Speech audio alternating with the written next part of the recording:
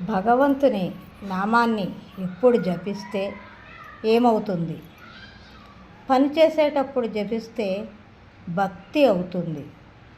నడిచేటప్పుడు జపిస్తే అది తీర్థయాత్ర అవుతుంది.